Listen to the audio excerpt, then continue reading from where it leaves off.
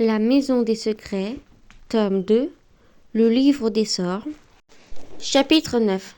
Arrête de me tirer, gémit Morton, alors qu'Olive l'entraînait vers le tableau menant au grenier. Sinon tu ne pourras pas passer. Allez, dépêche-toi. Je peux me dépêcher sans que tu me tires, protesta le garçonnet.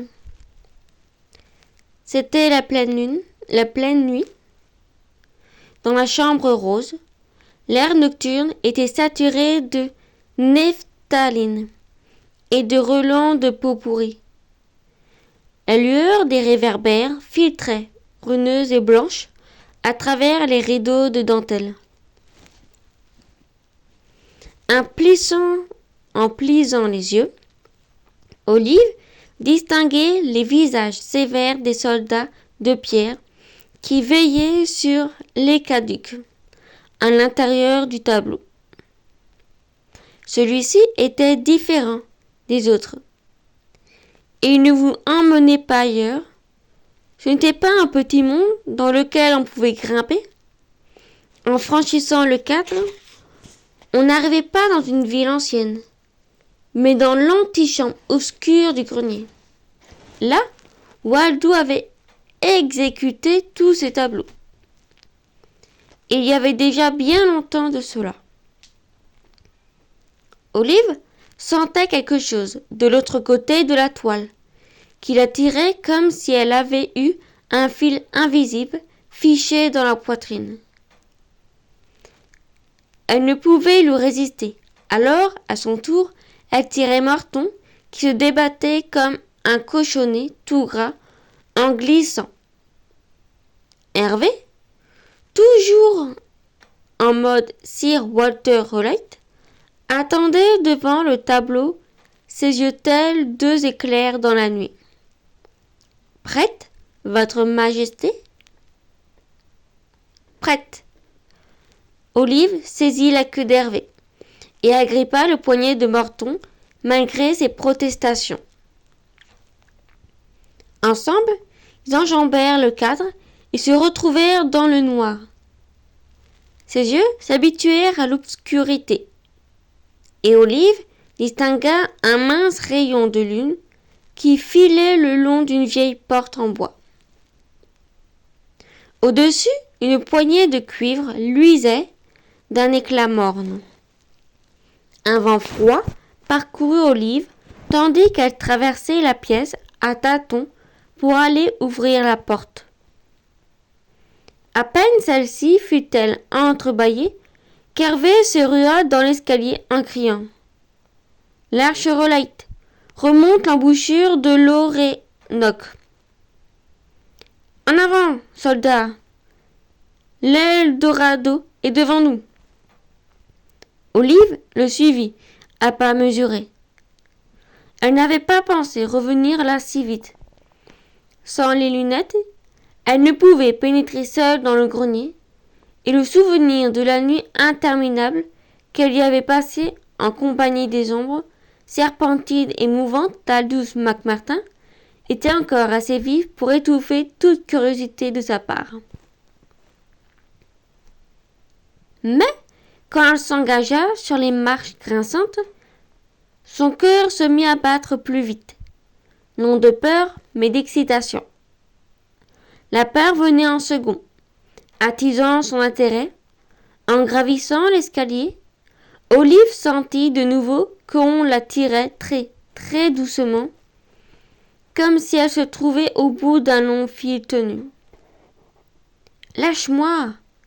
marmonna Morton, qui parvint enfin à se libérer. Ils atteignirent le haut de l'escalier, l'œil de bœuf, qui surplombait le jardin, laissait filtrer un rayon de lune sans lesquels l'obscurité aurait été complète. Olive craqua une allumette et alluma la bougie qu'elle avait glissée dans l'élastique de son pyjama. Dans la lumière papillonnante, elle inspecta le désordre des meubles et de tableaux.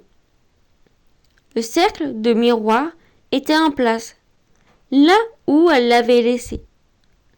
Au milieu du grenier, pareil, à son souvenir, se dressait le chevalier d'Aldous, taché de peinture et couvert d'un drap informe. Hervé s'élança sur un vieux canapé d'où il se propulsa une poudre. L'horizon est dégazé, marin. Terre, à tribord, toutes hurla-t-il. Hissez les grandes voiles. Du calme, Hervé, souffla Olive, mais le chat était déjà hors de vue. Olive posa la bougie sur une vieille malle de voyage. Les rayons dorés jetaient des ombres tremblantes sur les murs. Des versions sombres et torturées des mannequins de couture des placards et des porte-manteaux apparaissaient et disparaissaient, dansant dans les coins. Se frayant un chemin à travers les meubles, Olive se dirigea vers le coin, le plus reculé, où trônait une pile de tableaux. « Marteau, viens voir !» appela-t-elle à mi-voix. Marton, occupé à pousser un petit canon de ci, de là, la rejoignit à contre-cœur et s'accroupit près d'elle. Ils étudièrent les tableaux l'un après l'autre, inclinant les toiles, se penchant dessus, au point qu'une ou deux fois leurs têtes se cognèrent et qu'ils se fusillèrent du regard avant de se remettre au travail. Village enneigé, jardin raffiné, ferme tranquille, et la vieille grange où Olive avait trouvé Baldous, le chien d'Aldous McMartin, un grand toutou amical, la plupart du temps. Mais pas de livre visible à l'œil nu, du moins. Hervé ? Enfin, Sir Walter O'Light ? Nous avons besoin d'aide.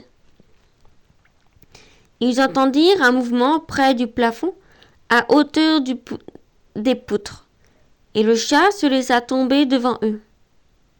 L'avez-vous trouvé, votre majesté ? L'Eldorado, la cité d'or ? Mais qu'est-ce qu'il raconte ? Fit Marton, un peu trop fort. Joue le jeu, lui chuchota Olive. Les yeux d'Hervé brillaient d'une lueur fanatique. Peut-être, répondit-elle au chat, mais il faut fouiller tous ces tableaux. Hervé jeta un œil à la pile, leva le museau et, non sans panache, présenta sa queue à Olive. Celle-ci la saisit d'une main et agrippa Marton de l'autre. Ils firent les allers-retours entre ici et ailleurs jusqu'à ce que la bougie se fût presque entièrement consumée. Ils arpentèrent des villages enneigés, des jardins raffinés, des femmes tranquilles et des vallées isolées. Ils se lancèrent des boules de neige qui fondaient pour redevenir des flocons brillants. Ils cueillirent des fleurs qui retournaient se greffer sur leurs tiges. Ils furent pris en chasse par un armada d'oies, criant et cacardant, qui se révélèrent moins calmes qu'elles n'en avaient l'air. Et puis, en longeant une rivière plantée de saules, Olive trébucha, entraînant Marton dans sa chute. Ils tombèrent tous les deux dans l'eau verte et glaciale. Mais aucune trace du grimoire. Ils retraversèrent le cadre en sortant de la rivière. Hervé était agité. Olive dégoulinante et Marton, même s'il était sec depuis longtemps, parfaitement fâché. « Je suis crevé, dit-il à Olive, qui essorait les revers de son pyjama. Hervé bondit dans les poutres en criant « Accordez les cordages, amarrez les amarres !»« Tu n'es jamais fatigué ?» fit remarquer Olive à Marton. « Je suis fatigué de chercher. » Marton assis par terre, s'adossa contre un tapis roulé. On n'a pas arrêté. On a visité tous les tableaux dans ce grenier débile. Et rien. Mais on se rapproche, Morton. Je le sens. Dans la lumière mourante de la bougie, un air sceptique se baignit dans les traits du garçonnet. Comment tu le sais? Je ne suis pas sûre, mais je le sens. C'est comme si la maison me guidait. Morton n'aurait pas semblé plus incrédule si elle lui avait avoué suivre les conseils d'un sandwich au jambon. Elle soupira.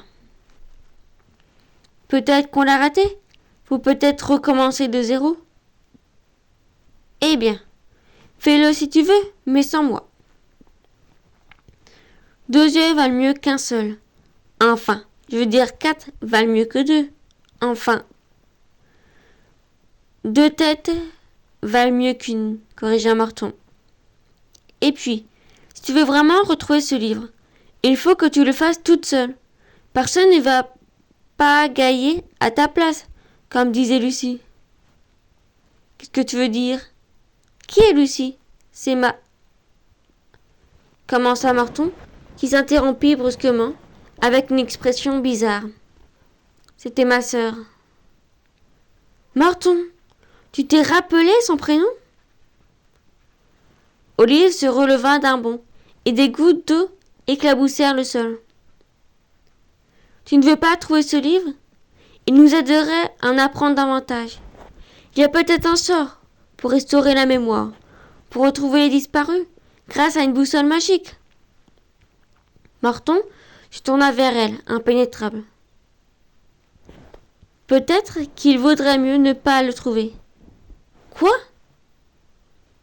Il est à eux, donc il vaudrait peut-être mieux ne pas le trouver. Mais les McMartin ont disparu maintenant. Tu le sais, tu étais là, comme moi. Morton n'était pas convaincu. Il se fendit d'un petit rictus. Morton, commença Olive, mais il s'éloignit déjà vers la sortie. Je ne t'aiderai plus, et je pense que tu ne devrais pas t'arrêter. Sir Walter, venez me raccompagner. J'accours, messire Taille d'Oreiller. Hervé se laissa tomber des poutres sur le dos d'une vieille chaise, puis il rebondit sur les coussins pour finir au pied de Morton. S'engagèrent dans l'escalier et Olive n'eut d'autre choix que de les suivre, bougie à la main. Fin du chapitre 9. Les 8 épisodes précédents sont actuellement disponibles. Si vous souhaitez découvrir la suite des aventures de Olive et Morton, n'hésitez pas à vous abonner et à activer la petite cloche pour recevoir la notification. Tous les samedis, un nouveau livre est publié ou un nouveau chapitre.